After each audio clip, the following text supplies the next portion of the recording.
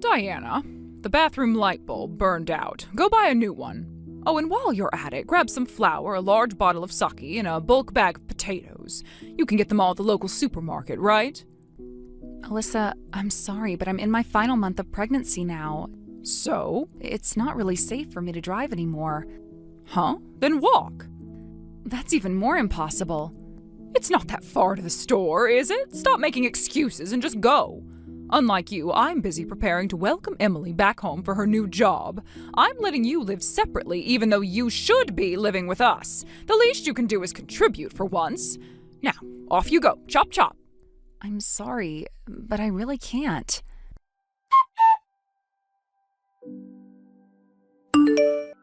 Diana! What do you think you're doing using the supermarket's delivery service? That poor delivery guy showed up at our door carrying all those heavy bags. I was shocked. Explain yourself. I'm not sure what you mean by explain. All the things you asked for were heavy. I'm in my last month of pregnancy. Carrying them myself would have been impossible. You should have driven there like I told you. Perhaps you don't realize since you don't drive, but driving at this stage of pregnancy is dangerous. Oh, stop being dramatic. When I was pregnant, I still did all the housework myself. You're just spoiling yourself. If you act like this now, you'll never survive raising a child. Isn't it a mother's duty to protect her body for the sake of her unborn child? What did you just say? I'm sorry, but I'm currently at my prenatal checkup. I expect to be called in soon, so I'll have to end this conversation here. Don't you dare hang up on me. When you get back, I want you to clean the entire house. You can go to your checkup anytime, but the house needs cleaning now. Diana!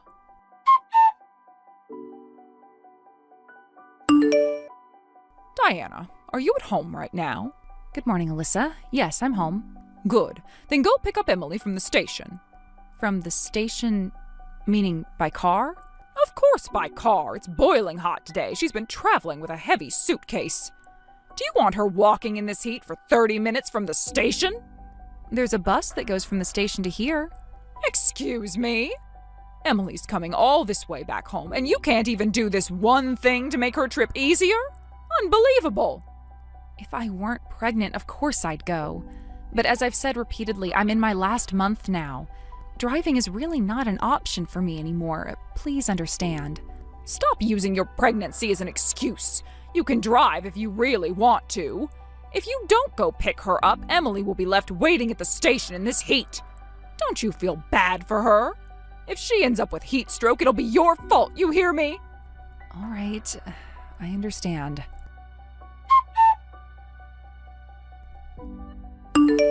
Hi, Mom. It's Emily. Oh, Emily, did you already get to the station? Yeah, there was a bus leaving soon, so I hopped on it. Huh? The bus? Yeah, you know that bus only runs twice an hour, right? But I got lucky. Only had to wait for 5 minutes. So I'll be home in no time. Oh, I see. All right then.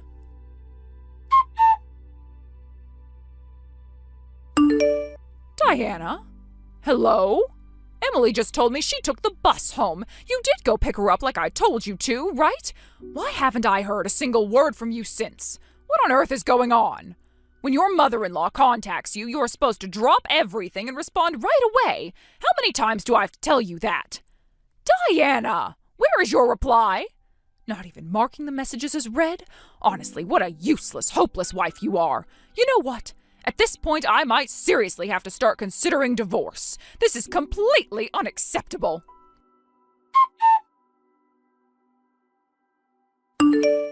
Emily? Hey, Parker. What's up? Hey, Emily! Long time no see since the coming-of-age ceremony, right? Yeah, it's been a while. Wait, is this about the class reunion or something? No time for small talk. I need to get to the point. Okay. Diana, she's your brother's wife, right? Yeah, my sister-in-law. Why? What happened to her? She was just brought into my hospital by ambulance. What? What happened to her? She passed out while driving. She lost consciousness behind the wheel. Wait, hold on. Diana, she's in her last month of pregnancy, isn't she? Why was she even driving in that condition? Yeah, I know. Anyway, she's stable now. She's in a room. The doctors took care of her. And the baby, is the baby okay? Both are fine. No need to panic. Well, thank God. We already called your brother from the hospital, but I heard you're back in town today too, so I figured I'd let you know as well. Got it. I'm heading to the hospital right now.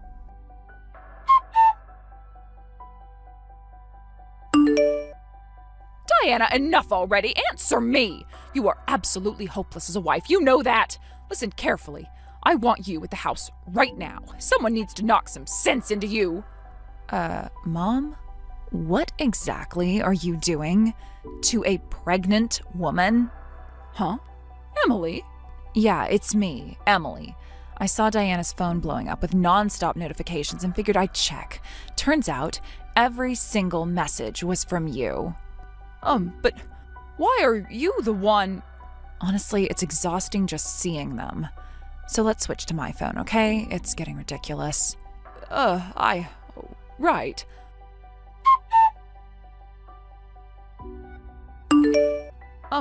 Emily, didn't you say you were heading to visit your friend today? Yeah, that was the plan. But on the way, I got an urgent call from a friend who works as a nurse in the hospital. The hospital nurse? Yeah, Diana's been admitted. Admitted? She passed out in the driver's seat after pulling over to the side of the road. A passerby called an ambulance. What? She told me everything when she woke up. Alyssa, did you seriously make Diana drive while she's in her final month of pregnancy? Just so she could pick me up? Well, yes, I just thought, with this heat, she should... And you thought the best solution was to force your pregnant daughter-in-law to drive? Are you even hearing yourself? But that's what a daughter-in-law is supposed to do. I never had kids myself, but even I know how dangerous that is. What if something had happened to Diana? What if something had happened to the baby? And all because of me? Do you have any idea how terrifying that is? How sick that makes me feel? You're overreacting. Overreacting? Childbirth is life-threatening. It's something where a mother literally risks her life, isn't it? You, of all people, who have gone through it twice, how can you not get that? How could you do this to the woman bringing your grandchild into this world? This isn't just some petty daughter-in-law drama anymore. I didn't mean... That's what makes it worse. If you did this without even realizing how cruel you're being, that's even more dangerous. Emily, please, calm down. Oh, by the way, Davis is here with me right now. Davis is there? Yeah, and guess what? He feels exactly the same way I do. He said he'll never forgive you either. No. I'm going back to the house to grab the suitcase I left, but I'm not staying. I'll take everything from my room and move it all to my friend's place. Why are you making such a big deal of this? Because I'm cutting ties with you. What else would I do? What? Oh, and don't bother trying to contact Diana again. I've already made sure she blocked you. No. Oh, this can't be.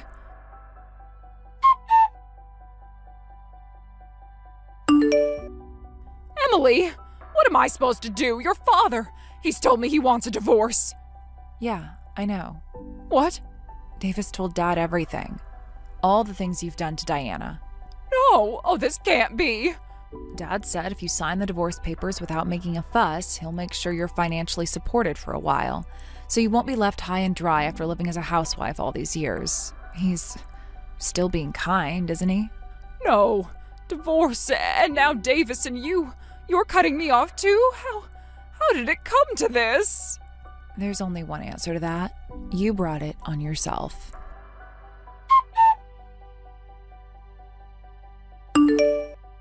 I still remember how everything turned upside down in an instant. One moment I was driving, trying to push through another exhausting day. The next, I was collapsing behind the wheel. The stress, the endless emotional strain from the suffocating family politics, the late stages of pregnancy, it all finally caught up to me.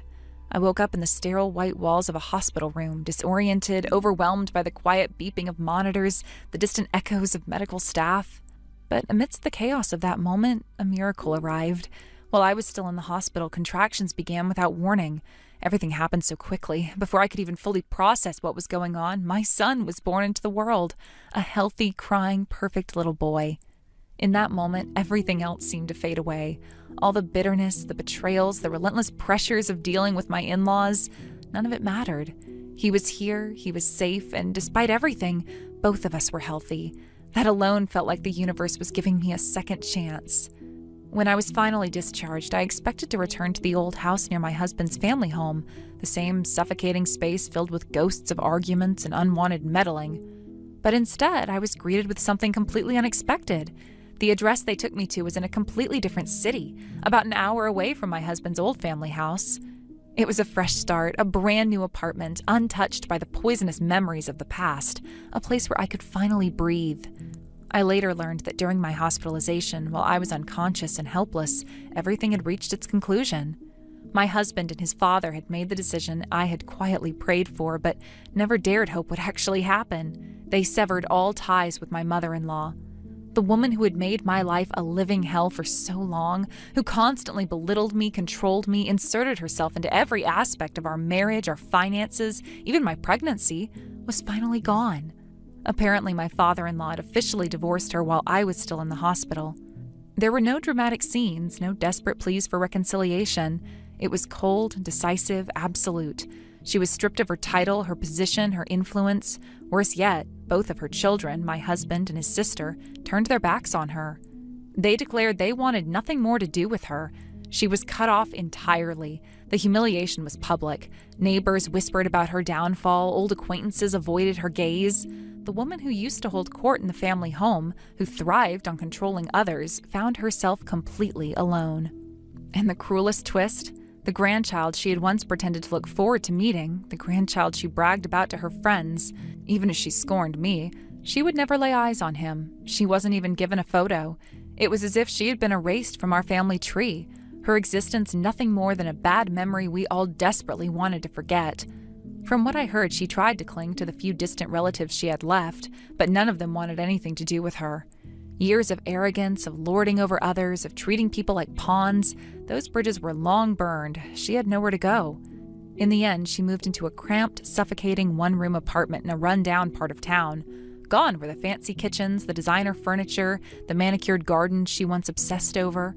Her world was reduced to 4 walls and a stained futon. The lavish lifestyle she had once clung to like a badge of superiority had vanished. Now she lived hand to mouth, barely scraping by on the wages of a part-time job she had no choice but to take at a local supermarket. And even there, the humiliation followed her.